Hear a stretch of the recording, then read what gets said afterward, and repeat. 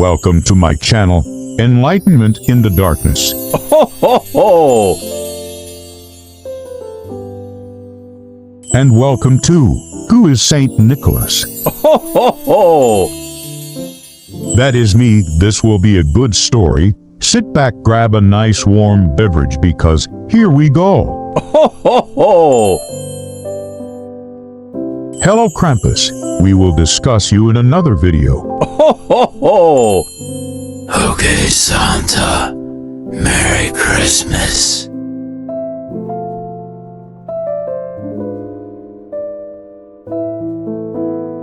As Christmas approaches each year, something changes.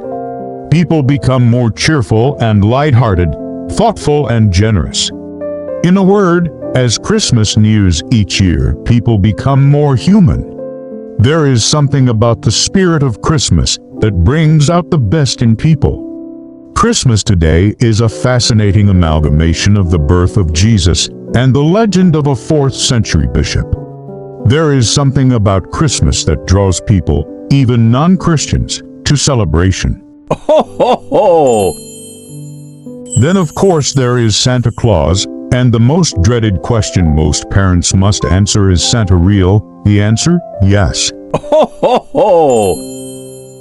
I am real, and I lived an incredible life hundreds of years ago. But I didn't go by the name Santa Claus. I was known as Nicholas. So, who is Saint Nicholas? Saint Nicholas was an early Christian bishop of the ancient Greek city of Myra, modern-day Demra, Turkey. During his life he gained the reputation of uncommon concern for the needs of his people. And after his death he became renowned as a great miracle worker. Ho ho ho!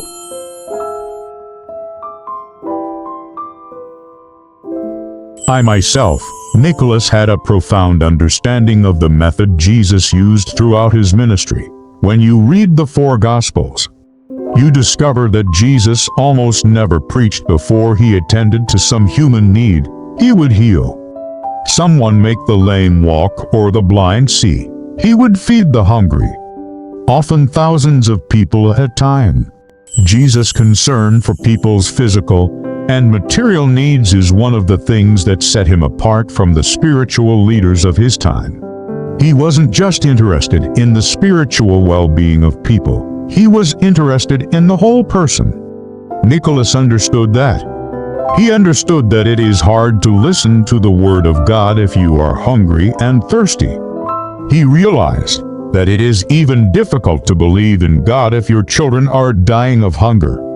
Poverty has been an obstacle to flourishing for billions of people throughout history, and it is still an obstacle today. The saints realize that we each have the power to help some people overcome this obstacle. The haunting truth comes by reflecting on 2 simple questions. Ho ho ho! Number 1, is there really any good reason why 1 billion people alive today are starving to death? And question 2, or acceptable that we allow 1 in 5 children in America to go to bed hungry each night? As Christians, we are called to serve the hungry, the lonely, the poor, the uneducated. They are our brothers and sisters. They are Jesus in disguise. They are Jesus in our midst. There are many stories about Saint Nicholas. They are stories of love and compassion. They are stories of self-sacrifice and great generosity. It's impossible to know if they are true, but if they are not, we should make them true with our own lives. Ho ho ho! One of these stories about myself tells about a widowed man with 3 daughters. He was old and poor, having no money for dowries. Upon his death, his daughters would most likely be sold into slavery or prostitution. One night while everybody was sleeping, I rode past the family's home and flung a red velvet bag filled with gold coins in through the window of the old man's home. The father heard the noise and saw me riding off. So the father spent the rest of his life praising God for sending me, Saint Nicholas, to help. Ho ho ho!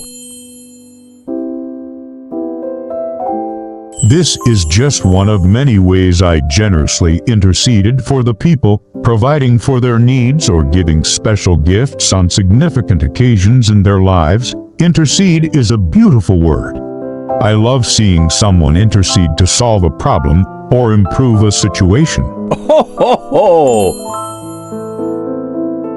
Religious leaders throughout history have a reputation for being disconnected from the daily realities of the people they claim to serve. This is why Jesus and the prophets were repulsed by so many so-called spiritual leaders.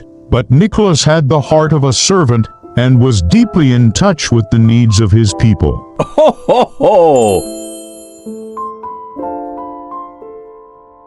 I made sure I did something every day to demonstrate the generosity of God to the people of his time, 1500 years before Dickens wrote his play. Nicholas of Myra was already living out the central lesson of A Christmas Carol, to honor Christmas in your heart each and every day of the year. Ho, ho, ho! So please honor me by casting no judgment towards others, and try to show a little generosity and love each and every day of the year, not just this magical time of year. Ho, ho, ho! By you committing these heartless acts, you keep my spirit alive too. Ho, ho, ho! I wish upon you and your family all the magic of Christmas and all the love and joy it brings. Many blessings. Ho, ho, ho!